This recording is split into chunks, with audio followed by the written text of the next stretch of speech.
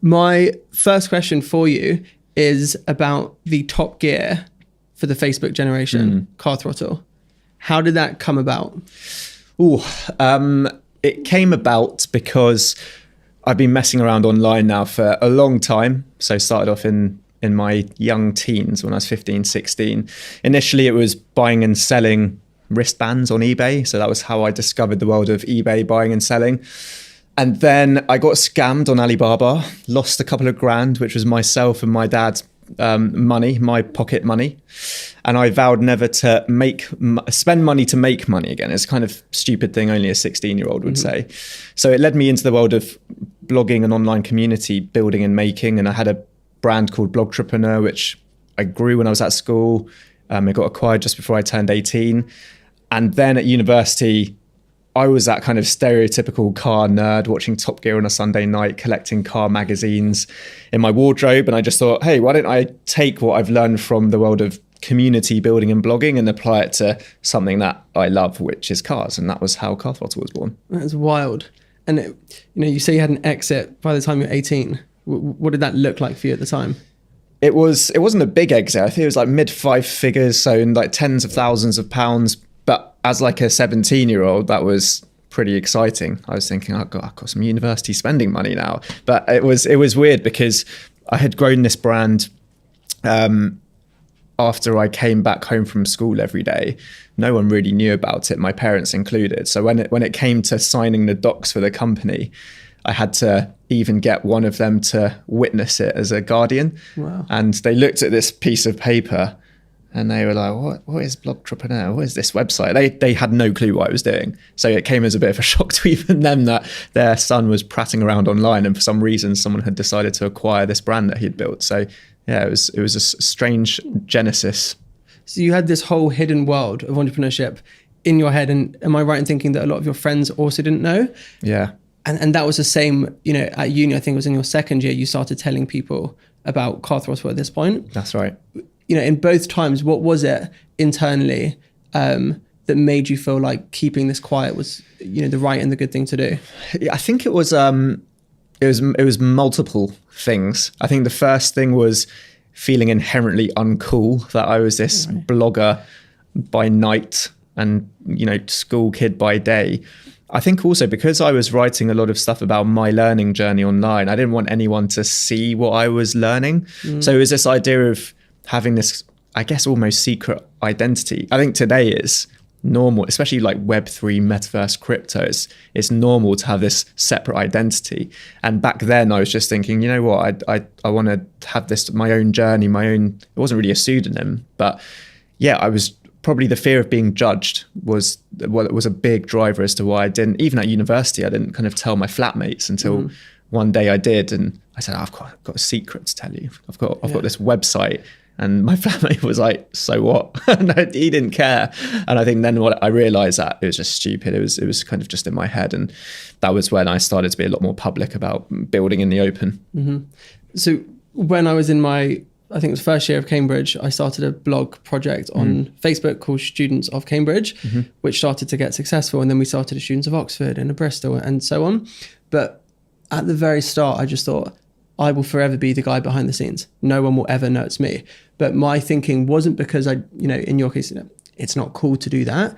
But for me, I just thought, I don't want to have to fail in public. I don't want people to know that I'm trying to build this thing up.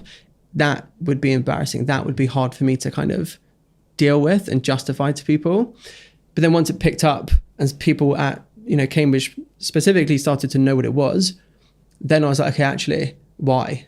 This is quite cool that I'm actually doing this. And as it started to earn its place within the Cambridge media ecosystem, there was a tab, there was Varsity, there was a union, and there were Students of Cambridge. Then it became something that I was really proud of. And I was like, boom, yeah, I'm owning this. This is me, really proud of it. So, do you remember any moments of kind of mental transition between don't want to tell anyone to actually, this is cool? Yeah, funnily enough, I can totally understand that part, but for me, it wasn't the fear of failure as the motivator. It was definitely that feeling of being judged, and the turning point was probably when we started to, when I started to not care because I had told enough people that I'd gotten over that initial hump. That's when it started to become easier, because by then it still wasn't cool. We still hadn't even shot our first videos. And I remember actually the very first video that I shot, I put on my wall on Facebook, really inviting people to look at it. And at that point we had literally 0 subscribers. It was the first video on the channel.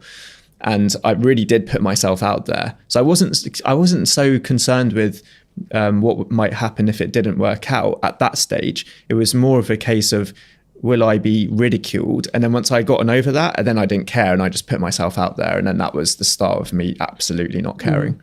Do you think that holds people back? Like if we, think about, teenagers now, do you think some of them have kind of entrepreneurial instincts but are held back due to that fear of being ridiculed?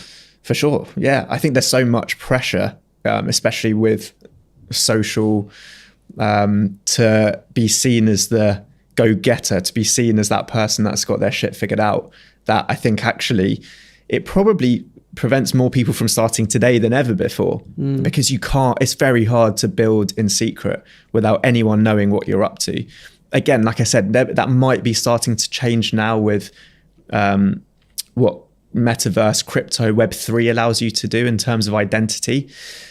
But with the fact that we're all glued onto TikTok and Instagram right now, means that you really can't not talk about what you're doing. So I imagine, it's a huge blocker to people starting, and that's unfortunate. One of the things I found funny was on one of your articles for the BBC, the caption read, "Adnan turned to blogging about fast cars after losing money to a fake iPod seller online," which I assume is what you mentioned earlier. Yeah. And when I read that, I thought, no way, like, if he managed to get like scammed by one of these people, like what hope is there for the rest of us? I was a 16-year-old idiot, so that doesn't really help anyone that much. I mean, all the red flags were there. I was emailing a guy with a Yahoo email address. He asked for money via Western Union. It's all the basic elementary shit that I did. So not many like useful tips I can give other than to not be an idiot. Right. I did think of my mum though when I saw that. Every day, literally, my mum will show me a message from Santander and basically be like, look, and it's at Santander basically saying she needs to change her password. Yeah. Every single time I need to tell her, like, mother, you don't bank with Santander. You're with NatWest. Like, it's okay. It's fine. But I did see that and thought, oh God, but something that interests me is just the huge success of Car Throttle and, the exit as well. You sold for, it was 7-figure exit, right? Yeah, I mean, can't go too much into the price of the business because we're under NDAs, but it was a good, successful exit for our investors. But also, I think it was, there's a lot around the journey. We'd been doing it for 10 years. I had really been through a lot of scenarios and situations in that company that were quite transformative. The fact that 3 times we nearly ran out of money, we were, weeks away from being able to make payroll. Not being able to tell anyone about the ups and downs of that. We were still growing a business. It was working well, but as an agency, it became quite difficult to keep expanding that business. We're basically being attacked on all sides. The media landscape over the last 10 years was absolutely savage. So it was a perfect opportunity to sell to a very established and reputable company like Dennis. And did you raise cash for that business? Yeah, we did. We raised money from some VCs and some angel investors along the way, but the last round we did was in 2015. So for the next 4 years, we were a profitable, growing business.